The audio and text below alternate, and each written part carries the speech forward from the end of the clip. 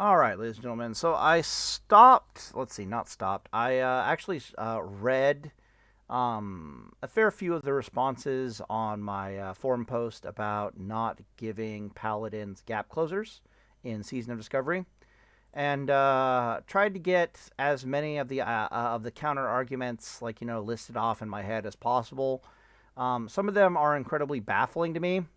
So, for example, some of them say things like Paladin in Season of Discovery has a completely different playstyle to Classic Era. Don't try to force Classic Era playstyle on Season of Discovery. Some of them will just straight up say, don't force Classic Era playstyle on Season of Discovery.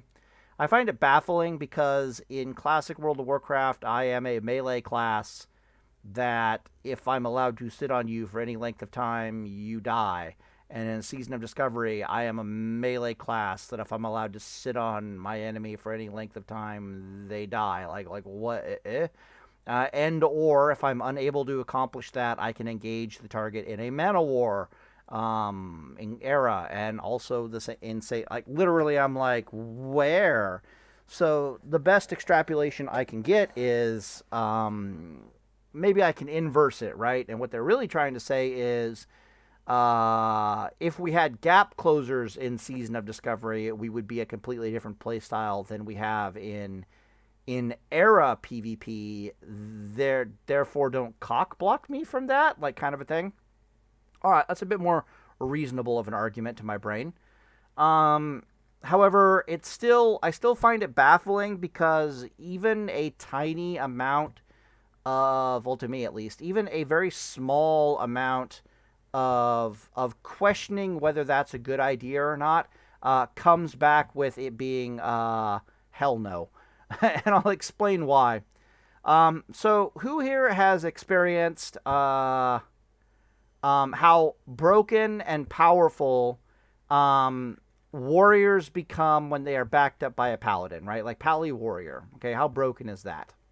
Like historically speaking, right?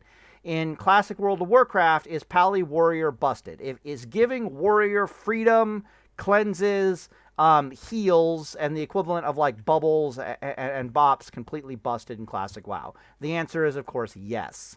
What about TBC? Is Pally Warrior busted? Yes, it is. What about Wrath of the Lich King? Is Pally Warrior busted? Yes, they are. A little known fact in World of Warcraft, especially like Classic WoW, TBC, and so forth, possibly even Cataclysm, the combo is still completely broken, is that Warriors and Paladins are essentially the inverse of each other as far as their kits go. They're both melee classes that have a high amount of burst upon contact with the enemy, right? But where one of them has the ability to slow targets and a bunch of gap closers, the other one does not have a bunch of gap closers and the ability to slow targets, but instead they have the ability, they have things like bubble, they have the ability to heal themselves, they have cleanse, and they have freedom, right? So literally, the strengths of one class are the weaknesses of the other. All the strengths of a warrior are the weaknesses of a paladin. All the strengths of a paladin are the weaknesses of a warrior.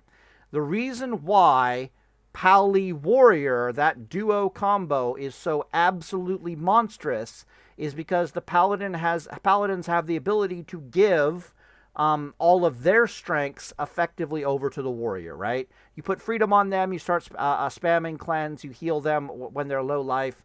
The only thing that the warrior's missing at that point is basically bubble. Technically, the paladin can use bubble on himself and just keep healing, so as long as, which is the same thing as bubble on the warrior. The paladin can donate all of his strengths to the warrior, and suddenly the warrior has no weaknesses whatsoever. Like none, and he just becomes like this little ball of wrecking machine death, like a murder death kill ball running around the battlefield, just absolutely destroying everything because it won't die. You can't slow it. It can slow you when it has a bunch of gap closers, right? We've all seen that. We've seen that in Classic WoW. We've seen that in TBC. We've seen that in Wrath of Lich King, and you're probably going to see it in Cataclysm as well. So when someone tells me in Classic World of Warcraft what paladins really need is gap closers, in my brain, that is identical to saying what warriors need is freedom and cleanse. Because at that point, it's like literally you become a better warrior than a warrior if you have gap closers. And I find it very strange that people can't really see that. Luckily, well, hopefully the Paladin team, the game devs can see that. People are complaining about Shaman. They will say things like, well, they gave Shaman freedom, and they gave Shamans like gap closers with their wolves and so forth and so on. Admittedly, Shamans getting freedom is fine. Shamans getting gap closers, especially the super flexible gap closer in their spirit wolves, is a little bit too much to give them. For melee shaman, wolves is completely fine. Whoa, am I in the wrong place? No, I need to go a little bit further. For melee shaman, wolves is completely fine and not broken, because it's kind of like giving them a bubble. They both could. The gap closer is better used for escape purposes. They're much more squishy than a paladin. They're not in plate mail armor. When they use a shield, they're completely useless in PvP, unlike a paladin. They don't have bubble, and they don't have cleanse. They have purge, but they don't have cleanse. So there's enough weaknesses still there that everything is fine. The one issue with wolves is that elemental shamans can get it. And when you're giving elemental shamans freedom and you're giving them a speed boost increase and a bunch of healing from wolves, that's when you've kind of started. You're starting to mess up, because you're starting to look at a class that very rapidly has no weaknesses. Now, you could go the other route and make sure that no class in the entire game has any weaknesses whatsoever. But that's basically... Oh, one second, let me see.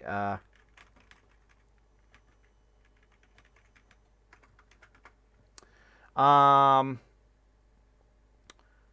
was I trying to say here? You could try going the route where no class in the game has any weaknesses, but we've seen that in retail, which is really bad. Oh yeah, I forgot pressing pause. Pauses the video.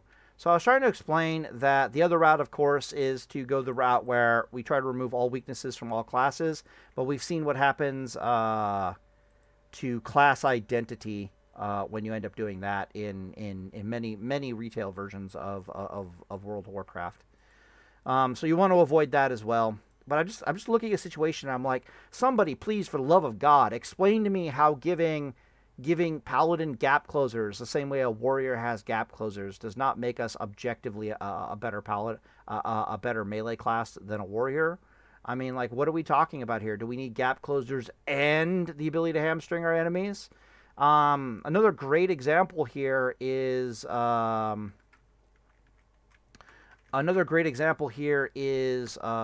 Knights and Wrath of the Lich King, right?